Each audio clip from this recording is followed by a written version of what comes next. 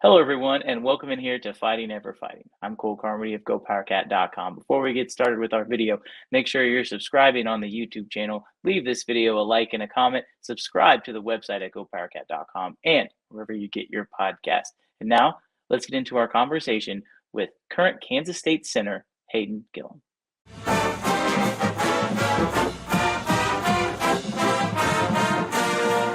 And for the first time in the brief history of Fighting Ever Fighting, we are now joined by a current Kansas State athlete, and there's really no one better to be joined by than 2022 Big 12 champion and Kansas State Wildcat starting center Hayden Gillum. First of all, Hayden, when I say 2022 Big 12 champion, just how nice is it to be introduced like that?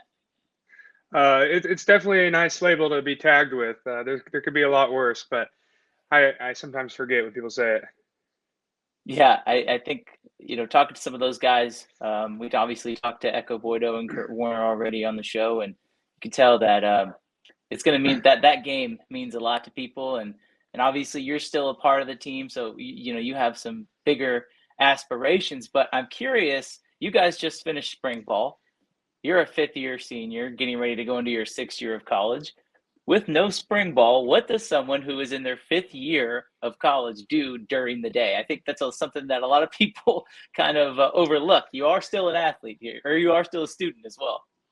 Yeah. So right now I'm finishing up my master's. I got a couple more weeks left of school, and we transitioned back into a different phase of workouts. We have two more workouts before we kind of get off a little bit of time at the end of May.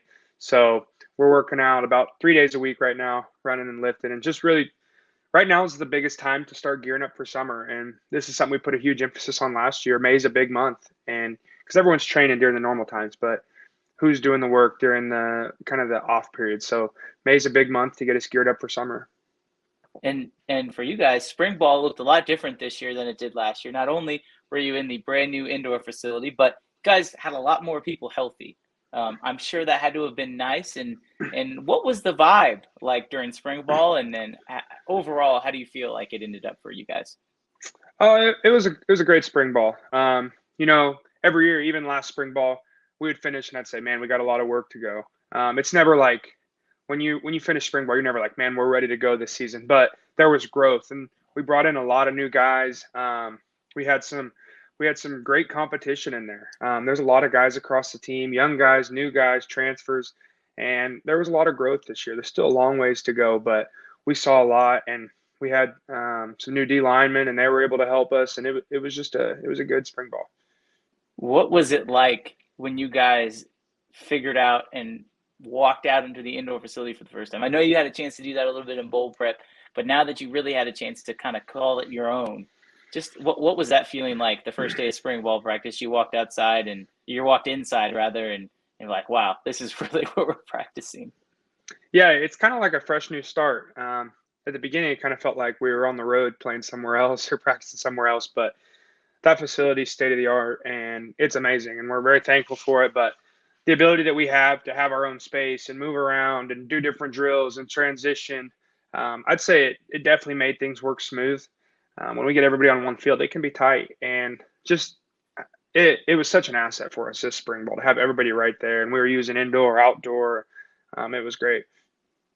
And coming from Plainville, Kansas, which, by the way, I'm from Kansas City. I actually had to look up where Plainville was. According to the 2020 census, just less than 2,000 people. North of Hayes, for those who are not familiar. Um, Take me back to your days as a youth and growing up in Plainville.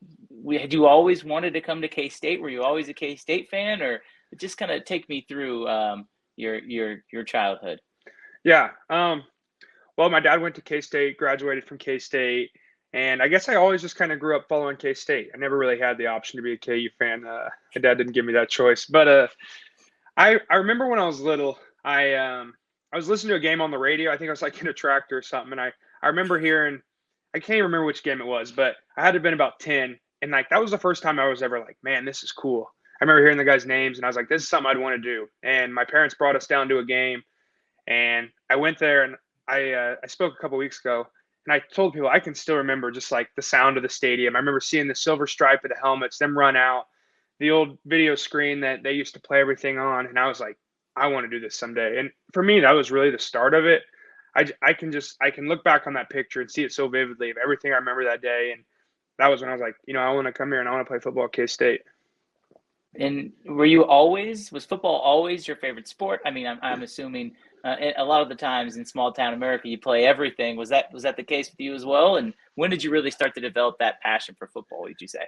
Yeah. I played all sports, basketball, track, football, and probably actually played basketball more when we were younger. My brother was a really good basketball player, and my physique and my smoothness kind of transitioned me towards football. He kept playing basketball, and it became more fit to me to play football. He moves a lot better. He's a little more athletic. Um, I fouled out a lot, and it kind of made it a pretty clear sign that football was going to be my path if I wanted to keep playing. I did a little bit of research before this, and on the official athletics website, it lists you as the all-time leading tackler in the history of the conference that your high school was in. Was defense always something that you wanted to do? Like, did you have opportunities to play defense at the next level? And I guess how did you kind of settle on offensive line? Yeah, so I love defense. I've always been aggressive since I was younger, and I played linebacker since I was probably in like Pee Wee football, and I played defense all through high school, and that was really what I loved. My coaches probably didn't like it. I would blitz about every play. I just would take off. But in high school, I was probably about 225 my freshman year, and then 235, 240 my senior year. And I loved it. I really enjoyed it, but there just really wasn't any opportunity for me at the second level as far as my speed and stuff.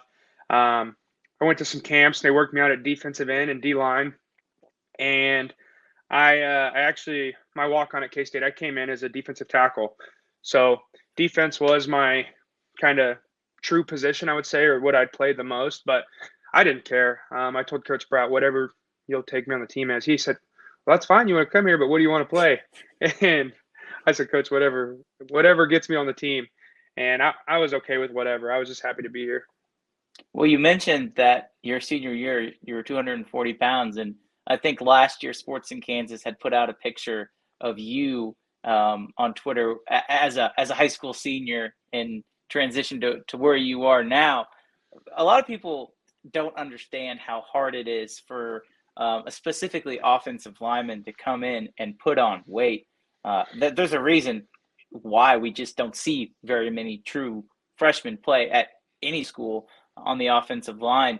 What was that transition like for you, trying to get your body into shape to not just start or get in the rotation, but just be able to hold your own and compete? Because there is a major difference between being 240 pounds and being even 260 pounds on the offensive line. Yeah. When I got here, it was a battle to just stay alive. I mean, I could do things right. I could work hard, but at the end of the day, when the guys are bigger than you and stronger than you, it's a challenge. And I knew coming into this. Coach Brown told me I had to gain weight before I came here. I started pushing. I probably got up to maybe 250 or 260 when I came in, and then lost it instantly in running. And it was a journey. And then after that first spring with the coaches, I really didn't have a good spring at all. And the coaches, they knew how hard I worked and I did things right, but we talked, and I had a goal of if I wasn't going to get to 280 by the next December, we kind of decided that maybe Division I power football wouldn't be for me. And I knew I was going to stay. I knew I was going to get there, and I continued to gain that weight. I ended up getting there, and then I'd say the biggest transition was, okay, I got to 280, but I got there by just eating calories. So now I'm of size, but how do I transition this to muscle? And I'd say the next phase was getting that weight turned into good weight. I'd say the one advantage to it is coming from being a smaller guy, playing linebacker, I was pretty agile and moved well. So I was able to hold on to a lot of that as I have put on my weight. I think that's one of my better parts of my game. So being able to still be able to move, but be 290, 295 pounds. But it's definitely been a journey. It's not an easy task.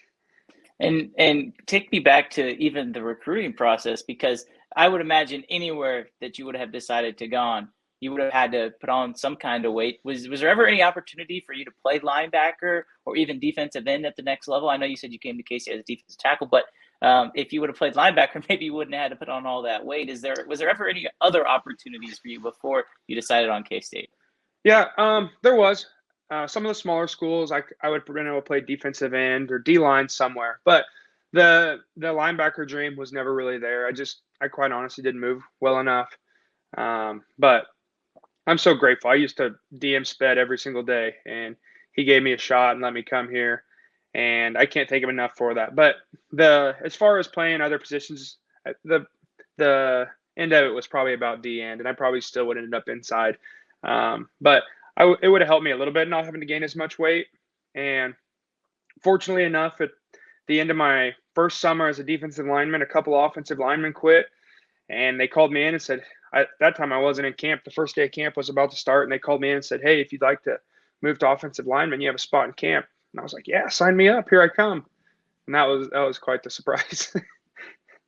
Yeah, and I can imagine when you get over there, and you do have those conversations about putting on more weight. I think a lot of people, you mentioned, you just at some point you're just eating calories. I mean, it's kind of a process for guys like yourself to put on that good weight, as you call it, but you have to just put on the weight first. You mentioned how hard it was to put on that good weight. I guess what all did that entail for people maybe who don't know, and how much was that a strain on you to try and find a way to put on the good weight and add muscle? Yeah. So thankfully enough, we are blessed with some amazing support staff. So once I did get to the weight, this was a big thing for me last year was transitioning that way. And Scott Troush, he's our team nutritionist. He helped me so much, and just really dialing in on what it looks like for me to be eating, the amount of protein that I need to be taking in.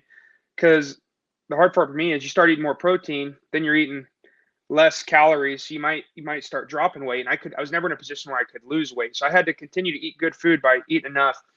And then Coach True and the strength staff, they really had an individual plan for me last year, which allowed me to continue to work the things that I'm good at, being able to move and different types of resistance training and that kind of stuff. But Scott Troush, our nutritionist, he really helped me.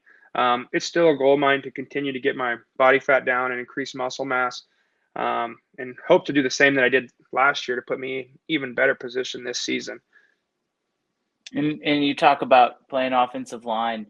It is a skill that not many, I think, understand unless you have actually done it at any level. There is a certain nastiness that offensive linemen have to have, and it just seems like everybody, not just yourself, along that offensive line, you talk to them outside of football, and they are the nicest human beings possible.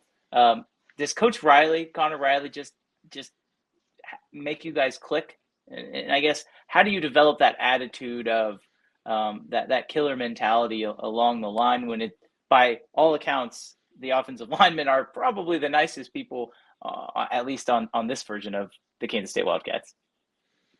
I think it goes into a lot, the type of people that you bring in. And Coach Riley knows that when he's recruiting and this type of person, and even on official visits, Coach Riley says, "I want your feedback on these guys."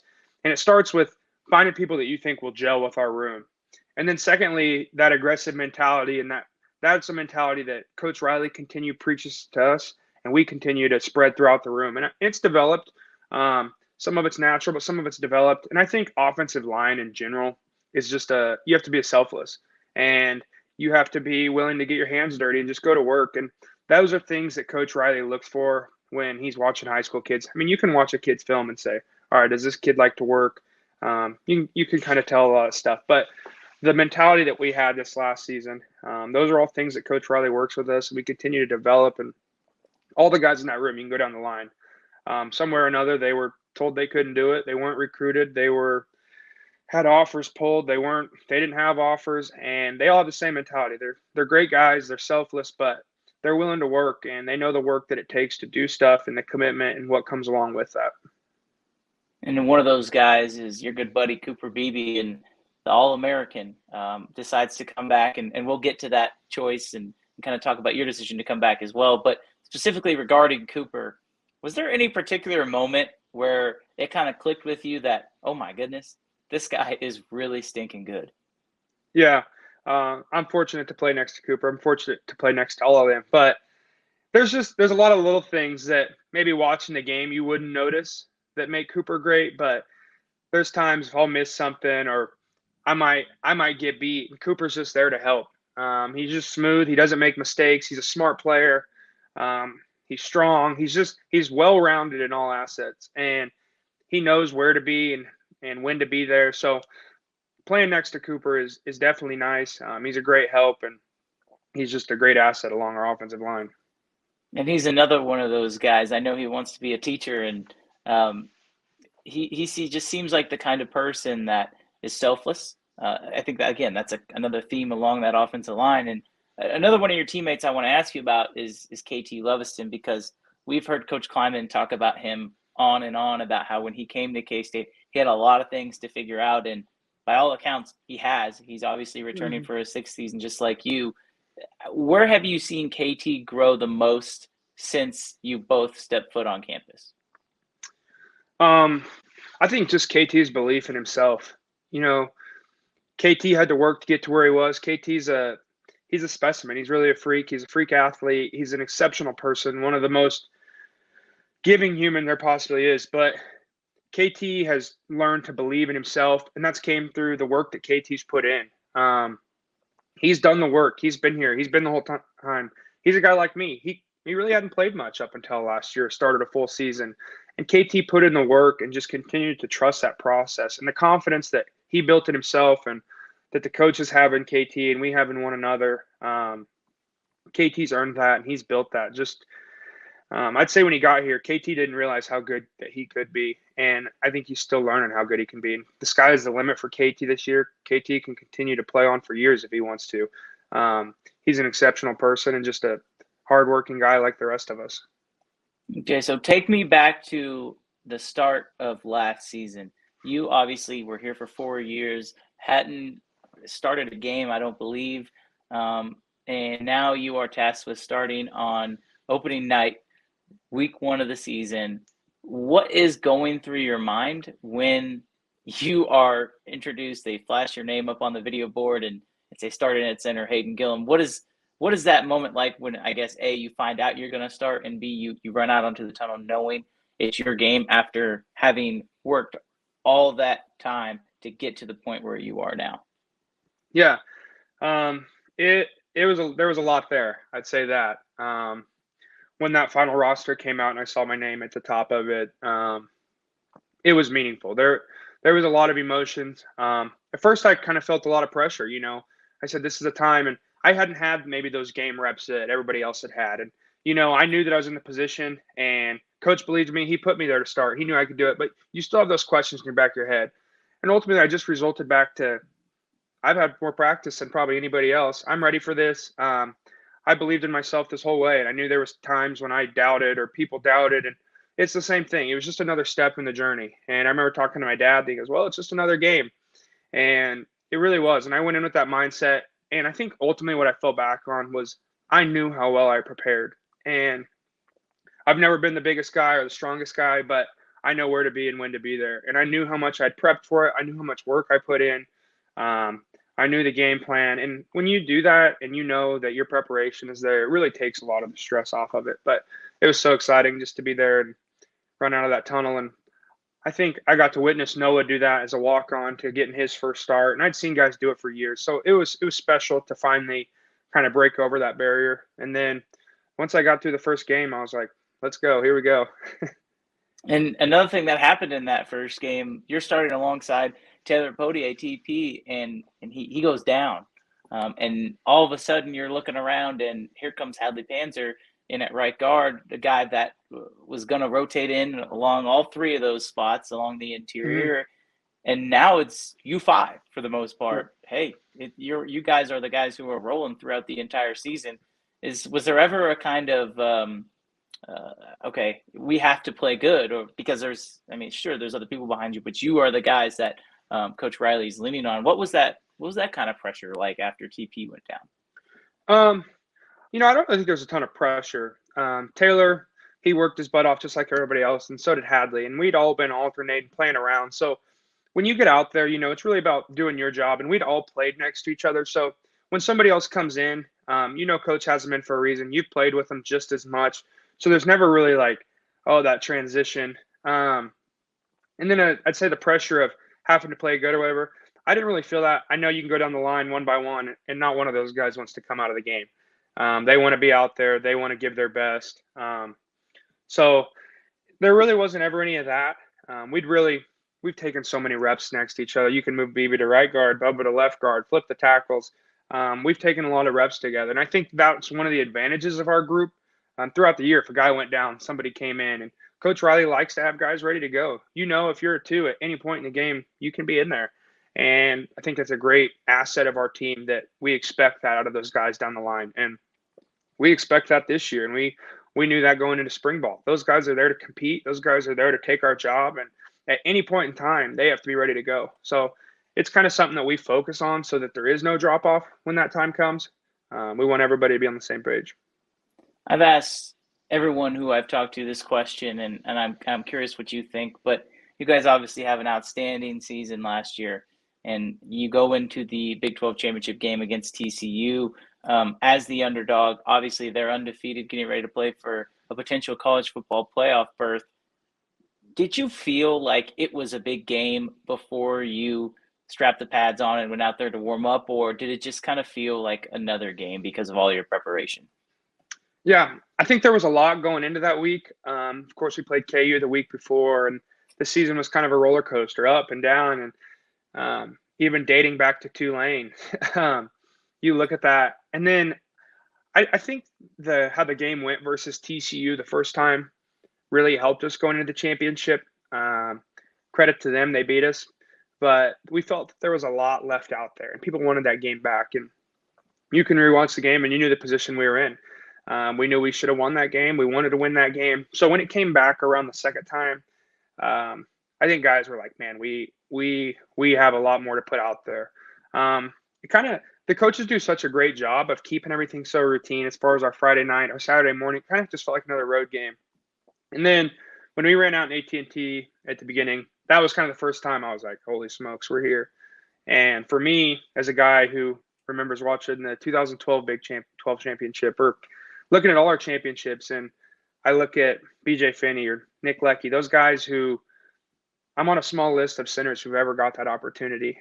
And I remember being out on the field just thinking, and it all flashed, like everything I worked for, everything, it kind of went down to there. I mean, that'd been my dream. That was something that I told Coach Kleiman 2 or 3 years ago when I wasn't even starter, we were going to win a Big 12 championship. And to be able to be there and stand in there and live that, it was a special moment. And once it kicked off, I mean, it was just K-State versus TCU again. We played those guys. We played in big stadiums, and it was an exceptional game, exceptional crowd. It was a memory I'll never forget. And then obviously you guys win that game. You get to face a tough Alabama team. Once that's over, everybody is kind of wondering what comes next with this group. We had a lot of guys who could potentially move on. Obviously, Deuce Vaughn declares for the draft. So does Felix. Julius Brents is gone. Echo Boydo is gone. And there's still some guys that, like yourself, that, hey, maybe there's a little bit more left in the tank. What went into the decision, not just for you, but for really the entire offensive line to decide to run it back for the 2023 season? Yeah. After the Big 12 championship ended, there was just so much, like, it was such a high. It was kind of hard to make decisions. So we waited a little bit. I think we all had our own individual path. We all have goals, what we want to do, and it's individual for everybody. But we knew the importance of wanting to stick together one way or another. And after a few weeks after the Big 12 championship, we went to dinner. We kind of talked about it, and we were all like, okay, hey, we're kind of open to it. And I think people realized how much more was out there. And Coach Riley tells his guys every year, if you can hang it up and move on and go to the next step, whether it's the NFL or go work and say that you've had enough, he's like, then it's time to go. But if there's any doubt in your mind that there's more left and more to accomplish here, then I don't think it's time to move on. And that's kind of the only advice he gives us when it comes to that. And I think what really solidified it was that Alabama game. We played that game, and some people might look at the score and say whatever, but when I look at that game, I say we belong. And I think we had about 400 yards of offense, and credit to them. Great team, well coached. They made plays. They took advantage of opportunities, but it showed me that we're not that far off. And we got the guys back. We got our quarterback back. And ultimately, there's more that we want out there, and there's more we want to do, and we think we can do it again, and we're planning on doing it again. And I think that's really what kind of everyone had individually, and then you get the opportunity to come back with some of your best friends and do that again. Like that, I think there was no way in 5 to 10 years we could look back and say, "Oh man, I'm glad I skipped out on that last year of playing football with my best friends and being a championship contender." So it was cool that everyone got to come back together. And your quarterback, I mean, words can't describe how well Will played at the end of the season last year, and he comes back for another year. Coaches have raved about him the entire spring on just how much he's grown, not just as a quarterback, but as a leader as well. How good can Will Howard be in 2023? I think Will Howard can blow the doors off places, and people don't even know that. And I look at Will's journey, I look at mine, and I see a lot of it the same. I've seen the talent and the skill that Will had this whole time, and he kind of got thrown into a tough situation as a true freshman playing, and then COVID and all that. And Will can be exceptional, and you're going to see a Will Howard this year with confidence. And you saw Will last year; he got thrown into it again midway through the season. He continued to build that confidence, and now you get a whole spring ball, a whole other off season of him saying, "All right, this is my show," continuing to grow physically. I mean, he's a physical freak. You guys see him; he's a big dude. He looks like a D end, but I think the confidence that Will have coming into this year is just going to open up the doors for him, and he continues to grow physically and put in the work. Another key member of that offense last season was Deuce Vaughn, and we mentioned how he has gone off to the NFL. The running back room is a place where I think maybe K-State fans have a little bit of question marks, but a guy we saw last year really pop off was DJ Giddens from Junction City. Mm-hmm. You guys get Trayshawn Ward, the transfer from Florida State.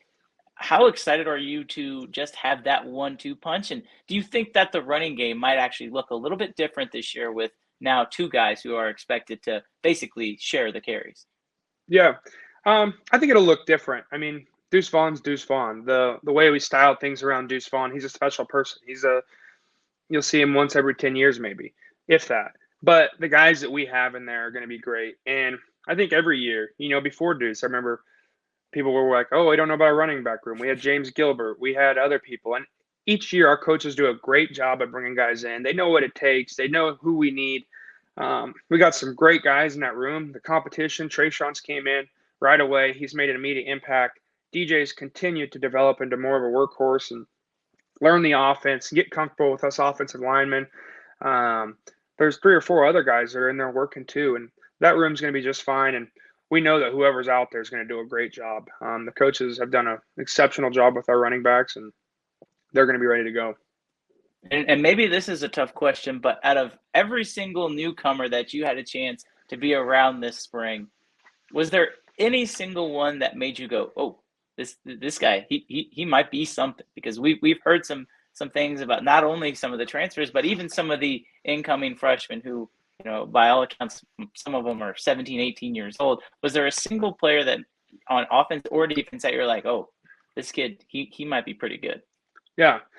I look at all these young guys and I'm like, man, if I was half of what these guys were when they came in, they're incredible. Off the top of the charts, I think everyone knows Avery's as good as Avery was projected to be. He's continuing to learn, he's continuing to grow. But Cheedy, he's a defensive lineman. The dude's a freak. I don't know if you've seen him. He still looks like a newborn baby deer, and the kid's huge. Like, you give him a year or two with Coach Drew, this guy's going to be a monster.